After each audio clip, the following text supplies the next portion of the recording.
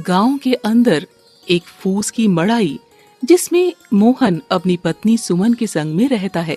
मोहन का स्वभाव भोला और मददगार है, इसीलिए लोग अक्सर उसका फायदा उठाते हैं। इसके विपरीत मोहन की पत्नी चतुर बुद्धि की है। मोहन बहुत मेहनती है। एक मड़ाई के अलावा उसके पास एक जमीन का टुकड़ा है जिस पर वो खेती बाड़ी करता है। उसके खेत पर उसके छोटे भाई राजन की नजर गड़ी हुई है, जो कि बहुत ज्यादा लालची स्वभाव वाला है। दिन भर का थका हारा मोहन घर आता है। सुमन, अरे ओ सुमन, मैं घर लौट आया हूँ। बड़े जोर की भूख लगी है। रोटी पका दी है क्या? हाँ, बना दी है। तुम जल्दी से हाथ मुंह धो लो, मैं खाना परोसती हूँ। वैसे क्या बनाया है खाने में? तुम खेत से जो तोरई तोड़ कर लाए थे, उसी की तरकारी और गर्मा गर्म रोटी बनाई है। मुझको तो लगा पड़ोस के घर से रोटी की खुशबू आ रही है। चलो, अच्छा किया तुमने जल्दी खाना बना लिया। मैं तो आज पेट भर कर खाऊंगा। तुम खाना परोसो, मैं हाथ मुंह धोकर आया। सुमन जैसे ही खाना परोसती है तभी राजन आ जाता है। उसे देखकर पत्नी बुदबुदा कर बोली, पता नहीं ये राजन आज कौन सा मतलब निकालने आया है। ससुर जी जो कुछ भी छोड़कर गए थे, घर जमीन सब कुछ तो अकेले हड़प गया। पता नहीं आज कौन सा नया दुखड़ा रोने आया है। प्रणाम मोहन भैया, कैसे हो? अरे राजन, मेरे भाई कैसा है? आजा रोटी खा ले और बता, काम धंधा कैसा चल रहा है? बस भैया खाओ। क्या बताऊं भैया, बहुत बुरी हालत है आजकल तो। इस बार बारिश में मछली पालन का धंधा खोला था, मगर सारी पूंजी डूब गई। घर में खाने के भी लाले पड़ गए हैं। मैं और मेरी पत्नी नमक रोटी खाकर रह रहे हैं। भैया, मैं वो कह रहा था, थोड़े समय के लिए अपनी जमीन मुझे दे देते तो मैं उस पर थोड़ी बहुत खेती बाड़ी उगा लेता। अजीब, हमारे पास खुद इकलौती वही एक जरा सी जमीन है। अगर वो हम राजन देवर जी को दे देंगे तो खुद किस पर खेती करेंगे और कहाँ से खाएंगे? ये सुमन भाभी भी ना एकदम लाल बुझकर है। टांग अड़ाने से बाज नहीं आती, मगर मैं भी मीठी छुरी हूँ। हाँ, अपना काम निकलवाना आता है मुझको।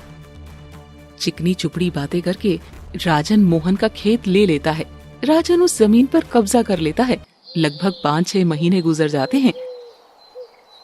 एक रात पत्नी अपने पति से बोली, अजी देखो, सर्दियों का मौसम शुरू होने वाला है। अब हमें भी अपनी खेती बाड़ी करने के लिए जमीन चाहिए होगी। तुम देवर जी को बोल दो कि हमारी जमीन खाली कर दे। पता नहीं, मुझको उनका इरादा ठीक नहीं लग रहा। अरे दे देगा सुमन, भागी थोड़ी जा रही है जमीन। और राजन मेरा सगा भाई है, वो मेरा बुरा नहीं करेगा। अजी, तुम नहीं जानते अपने भाई को। वो एक नंबर का ठगेरू और लालची किस्म का है, और जमीन जायदाद के मामले में कोई किसी का कितना भी सगा हो, धोखेबाजी कर देता है। आखिरकार वही होता है जिसका चतुर पत्नी को डर होता है। राजन खेत देने से साफ इनकार कर देता है। पत्नी मसले को पंचायत में ले जाती है, लेकिन मुखिया को पैसे खिलाकर राजन उसे अपने हक में बुलवाता है, जिसे अब रोजगार पैदा करने के लिए गरीब पति पत्नी के पास कोई सहारा नहीं बच जाता है।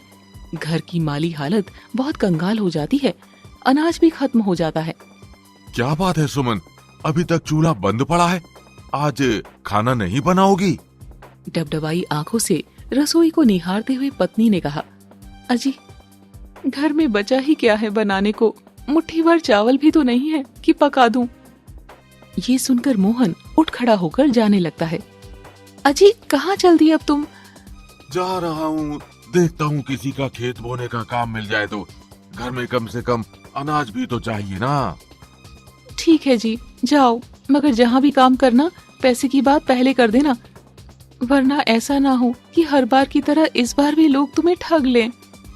घर की मुश्किलों को देखकर मोहन जगह जगह काम मांगता है, पर उसको निराशा ही मिलती है।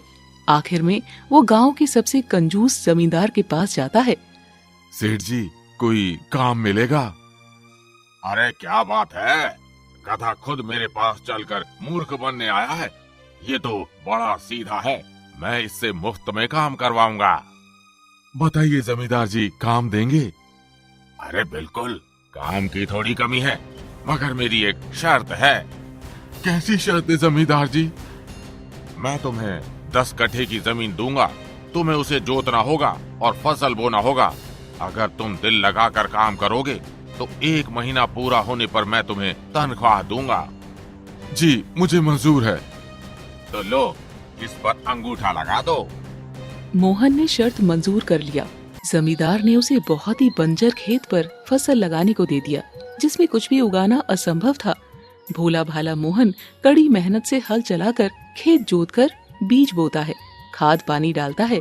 लगभग महीने भर के अंदर धीरे धीरे फसल तैयार हो जाता है। मोहन खुश होता है कि उसकी मेहनत रंग लाई है।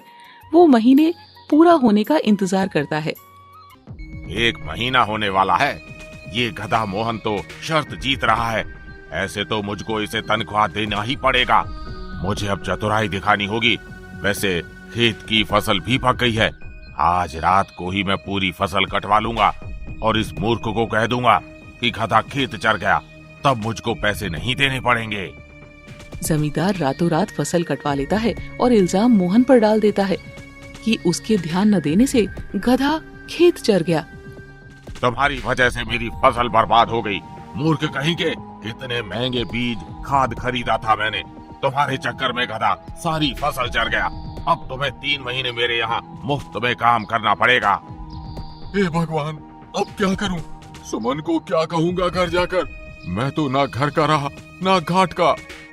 मोहन मुंह लटकाकर घर चला आया। उसने सुमन को सच्चाई नहीं बताई।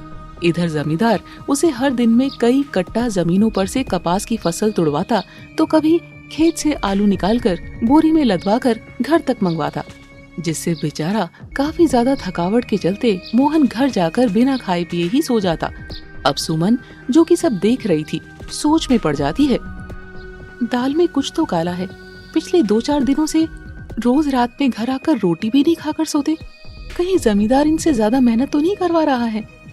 अगले दिन पत्नी मोहन का पीछा करते हुए जमींदार के घर पहुंच गई, जहां उसको सब कुछ मालूम पड़ा।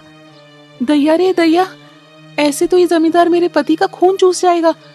ये जमींदार कुछ तो खिचड़ी पका रहा है, वरना जिसकी कई कट्ठे की फसल जल जाए वो इतना खुश नहीं रह सकता।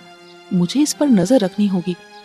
पत्नी उसी खेत पर आकर गौर से देखती है जहाँ उसके पति ने मेहनत से फसल उगाई थी। ये जमींदार झूठ बोल रहा है। इस खेत की फसल को गधे ने नहीं चरा, बल्कि फसल काटा गया है। जमीन में लगे डंठल पर दराती के निशान हैं। मतलब जमींदार ने जरूर कहीं ना कहीं फसल को छुपा दिया है। मुझे चौकन्ना रहना पड़ेगा। मुझे इसका भेद खोलकर ही रहना होगा। इसी तरह वक्त गुजरता है।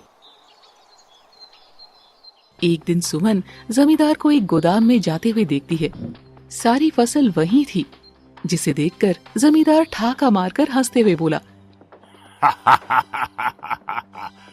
क्या सही चूना लगाया है मैंने उस गधे मूर्ख मोहन को।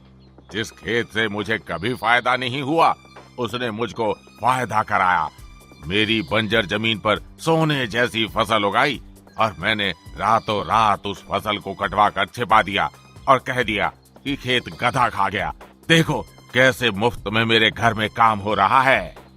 अच्छा, तो इस कपटी जमींदार ने मेरे भोले भाले पति की शराफत का फायदा उठाया है। कोई नहीं, अब मैं इसी की दाव इस पर चलूंगी। इसकी सारी चालाकी मैं निकालती हूँ। पत्नी ने दोगुनी होशियारी दिखाई और रात के अंधेरे में सारी बोरी दोनों पति पत्नी ने अपने घर में रखवा लिया और गोदाम में आग लगा दी। अगली सुबह जब जमींदार ने जला हुआ गोदाम देखा तो उसके सीने पर सांप लौट गया। वो छाती पीटकर हाय हाय करने लगा। हे राम, मेरे गोदाम में किसने आग लगाई? सारी की सारी फसल जलकर खाक हो गई। मैं लुट गया, बर्बाद हो गया। तभी पूरा गांव जमींदार के हल्ले को सुनकर आ जाता है। मोहन और सुमन भी वहां आ जाते हैं। सुमन चतुराई से बोली, जमींदार जी, एक बात पल्ले नहीं पड़ी। आपने तो कहा था आपकी फसल गधा चर गया है। फिर कौन सी फसल यहाँ पर रखी थी जिसकी आप बात कर रहे हैं? अरे मैंने झूठ कहा था ताकि मुझे मोहन को तनख्वाह नहीं देनी पड़े। कितने मेहनत से रात काली करके चोरी चुपके फसल कटवाई थी। कमबख्त सारी मेहनत पर पानी फिर गया। जमींदार अपने आप ही सारी सच्चाई उगल देता है। पूरे गांव वाले जमींदार के ठगेरू रवैये को जान जाते हैं। तभी सरपंच जी गुस्साए अंदाज में कहते हैं, मुझे नहीं पता था जमींदार कि तुम इतने ठगेरू बेईमान आदमी हो। गरीब के हक के पैसे मारते शर्म नहीं आई तुमको? अभी के अभी मोहन को उसकी मेहनत की मजदूरी दो, समझे? केवल 1 महीने की तनख्वाह मत देना जमींदार। तुमने जो मेरे पति से 3 महीने और ज्यादा काम करवाया है, मुझे उसकी भी तनख्वाह चाहिए। और तुम्हारी फसल नहीं जली है, सही सलामत है, क्योंकि हमें किसी का धन खाने की आदत नहीं, हम अपनी मेहनत का खाते हैं। अंत में जमींदार को 4 महीने की तनख्वाह मोहन को देना पड़ा। दोनों पति पत्नी सारी फसल लाकर रख देते हैं। इधर मोहन का लालची भाई राजन को भी अपनी करनी का पछतावा होता है, जिसे वो अपने भाई का खेत उसे वापस दे देता है। दोनों पति पत्नी खुशी से खेती करके हंसी खुशी रहते हैं।